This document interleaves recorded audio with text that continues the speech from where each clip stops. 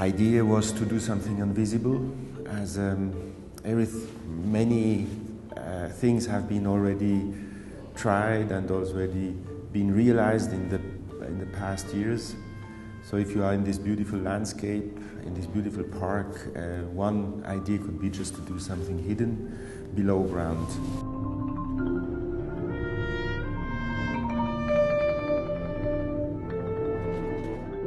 Every time when we look at the project we are doing together, we are always trying to ask a very essential question. So why we needed to do another building together? Or what has been done before? What is the meaning to have a Serpentine, to have this space, and how it would relate to our collaboration?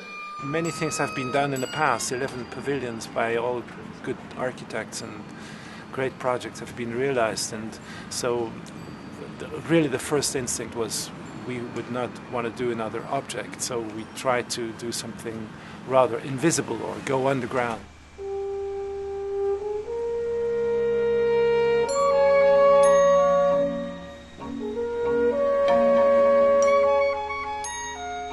This digging down of 1.5 metres and the raising of the roof by 1.5 metres should be such an integral part of the design, and that goes in tandem, of course, with the whole question of memory and archaeology.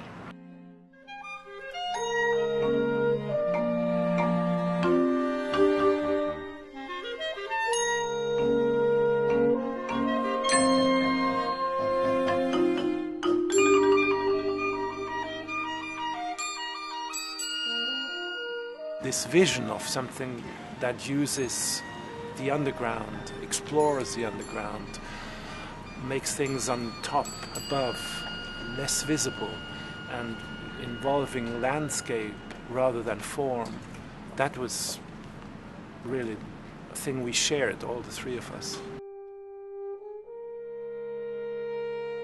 In this particular case, they decided they didn't want to create another object. And it's important that this is architecture, not art. It's resolutely a commission for architects.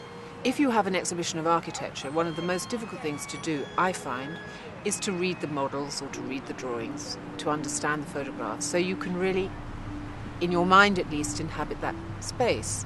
And of course, the architects have been so sophisticated in asking us in our minds to remember. It's the memory of our context, the site of Kensington Gardens, and then there's a memory of the past pavilions. What we have there is a palimpsest of the ghosts of these 11 pavilions, and it's actually 11 columns which characterize or represent the past pavilions, and the architects have then added a 12th column, which is their new pavilion. These 12 columns carry a steel roof, a disc of some sort which hovers 1.5 meters above ground, and is at the same time also a surface of water. So the ingredients are very simple. It's water, it's steel, it's cork.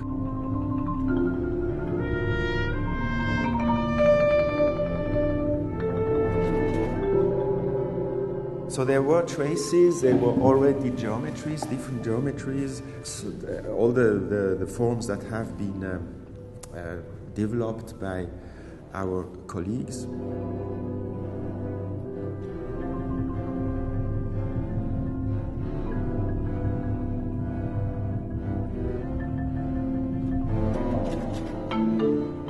I can't help but think of the columns of the Sana Pavilion, although they're much more robust now.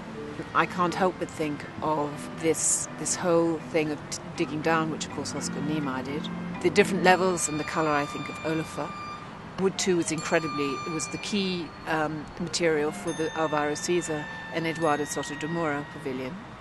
If we go back to Zaha's canopy, I think of those incredible swooping forms. Then Daniel Libeskind was an origami shape, which was all about drawing, and there again the drawing comes in through the revelation. So I think about it in a huge number of ways. Well, of course, the entertaining thing is it's fictitious archaeology, as I pointed out. It's I forget who it was, but somebody defined archaeology as a systematic destruction of the remains of the past. All this archaeology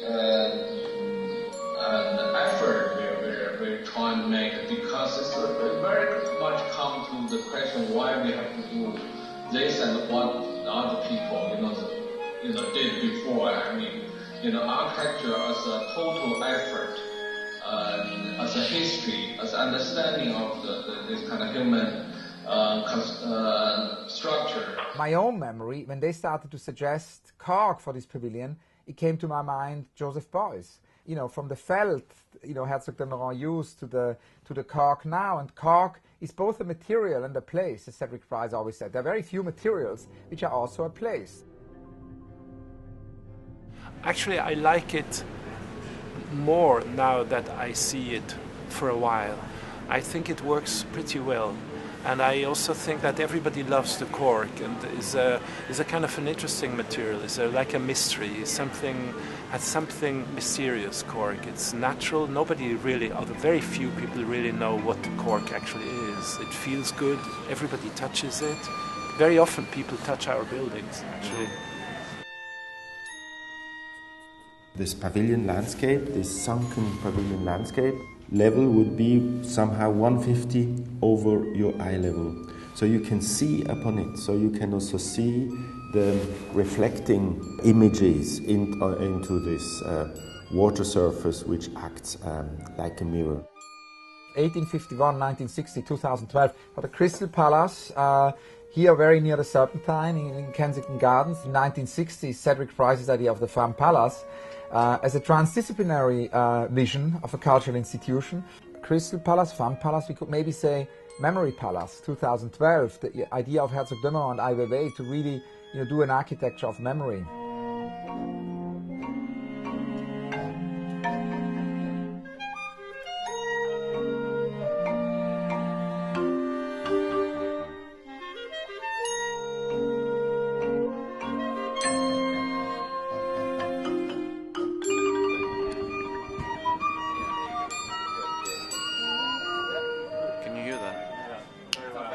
My first impression was the focus of the space, I think, because it's monochromatic, and then these lights and the lowness create this sense of focus that you're waiting for something to activate the space. If you look at the different pavilions over the years, some of them have a very strong and intimate relationship to their location. And for me, the most successful ones are always the ones that make the most of that incredible setting.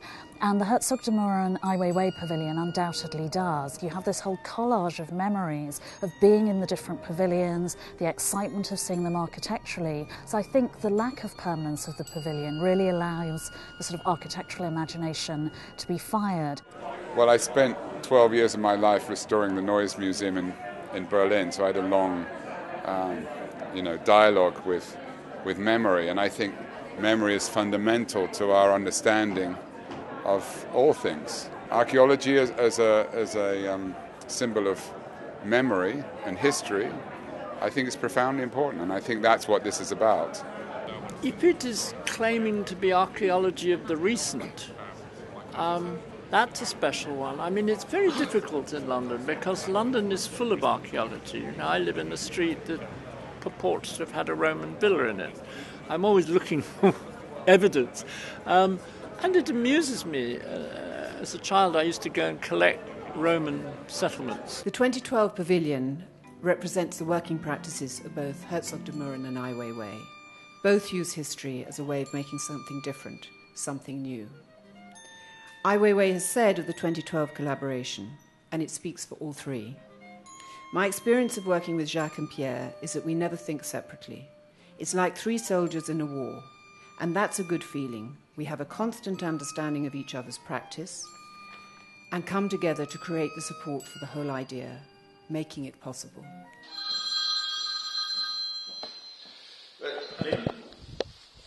Maybe I can say something in that context. It is more than 10 years ago when Weiwei came with Uli Sick, and we became a group of friends who was traveling to China. I have one more very last question, which is actually about your collaboration. And we talked about the Serpentine Pavilion, we talked about memory, we talked about how you met.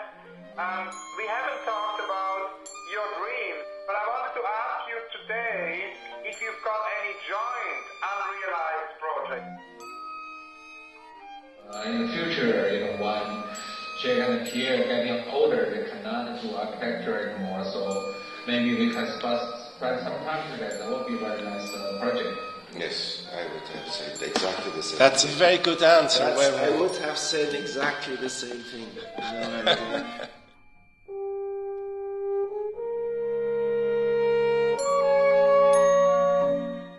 Eric Hobsbawm told me in a recent conversation, beginning of quote, "I belong to a profession whose business it is to protest against forgetting, but which also knows that memory is complex and sometimes dangerous."